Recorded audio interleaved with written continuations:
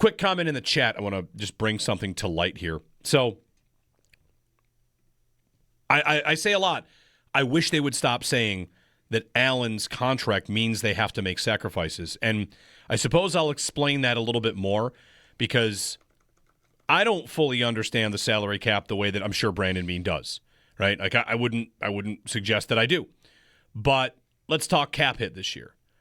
Cap hits this year. Josh Allen's cap hit this year was $36 million. Mm-hmm.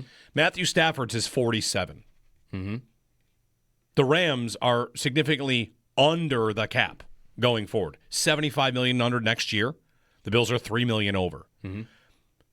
Stop saying Josh Allen is why you have to make sacrifices. You don't. You have to make sacrifices because of most of your other contracts. Matthew Stafford's cap hit is 47. Lamar's is 43. Geno Smith's is 40 this season. Allen's contract being big, but also Allen being amazing and able to stretch it out over another decade means you have more flexibility. Justin Herbert's cap hit this year is 37. Josh Allen's is 36.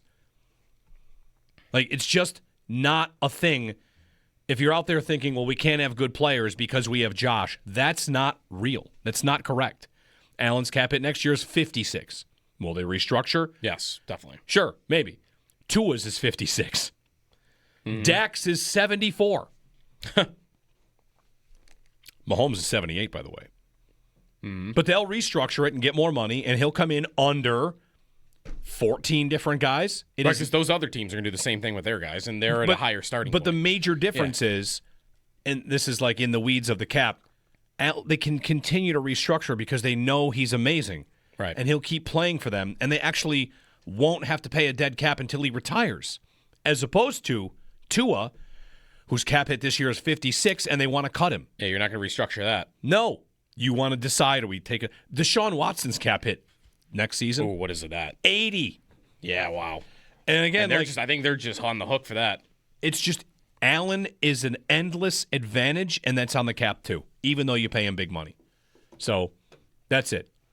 Don't buy. You have to make sacrifices for him. You're making sacrifices because you've paid big money to guys that don't contribute as much. Right. That's the whole thing that's crazy is there's the excuse making of why the roster isn't better paired with, well, the roster being so great is why the GM is still here and the coach is not. Like, that was the thing that was most frustrating to me about yesterday was we never got any sort of reasonable answer, and that might be because one does not exist, as to why the roster builder is still here and the coach isn't, when I think the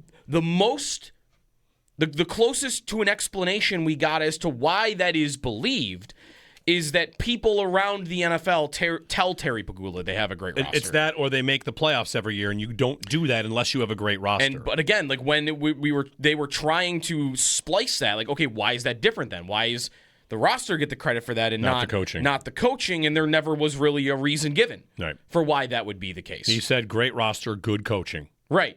As if it's impossible for an under par roster to make the postseason with good coaching and Josh Allen as your quarterback. Yeah, maybe most Bills fans think it's good roster, good coaching. Yeah, like I don't think the roster is the worst in the league. No, it's a good roster. But, man, like, to give the roster the credit for all of the seeds they've had, and again, like, there was really no mention of players that would really explain, like, why you thought that. And again, like, all of that was on top of, well, remember, but the bad picks, a Keon, no, that wasn't, that's collaboration, right? Right.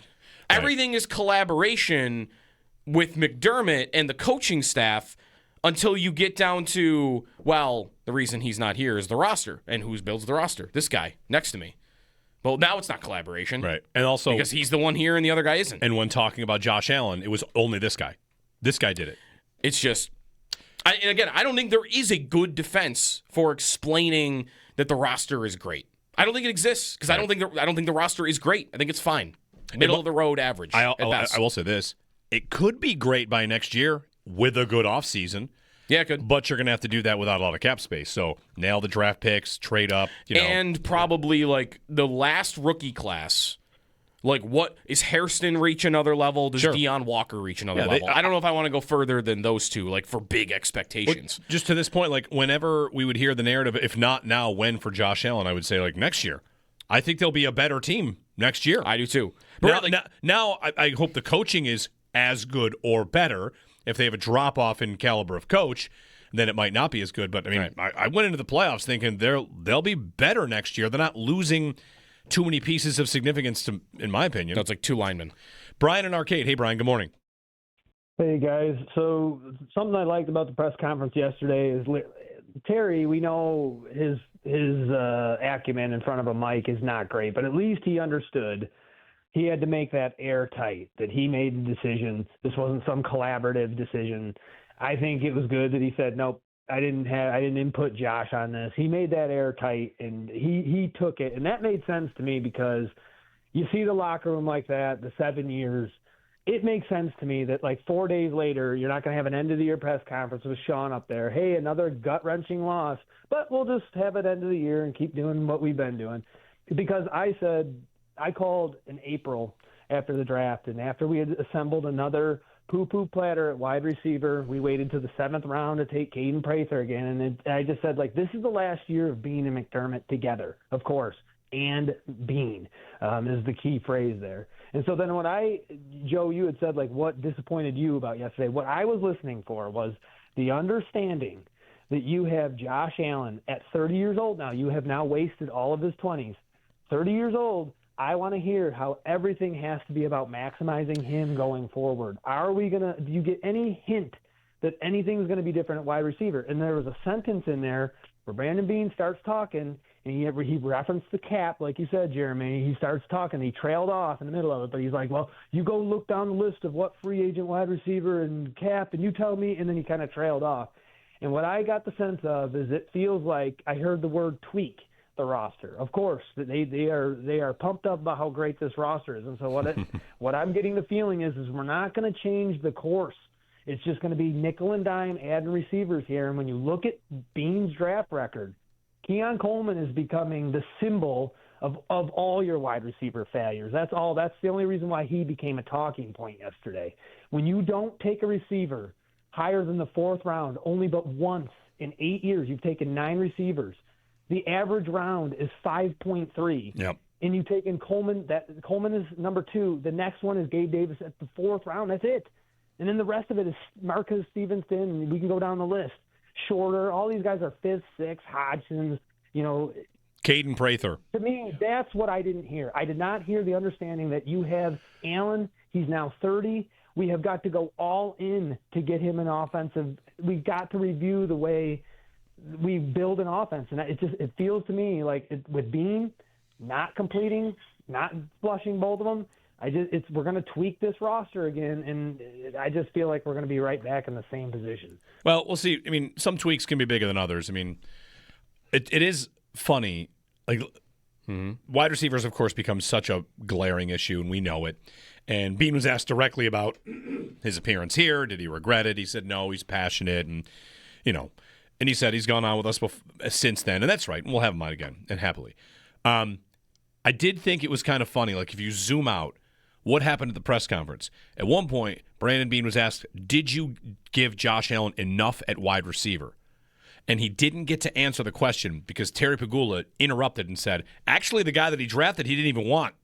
All right. And you're like, all right. Wait, so you not only don't have enough. You drafted one in the top 100, and you didn't even want him. Right. Uh-oh. Right, who was the next guy on the board? Was it a defensive tackle? Well, maybe if they end up following Beane's mind, they go for, sure, Johnny Newton. He was taken soon after, and maybe they get a wide receiver later in the draft. Maybe they liked A.D. Mitchell. But like A.D. Mitchell went later in that round. Maybe there's another receiver that went in between them.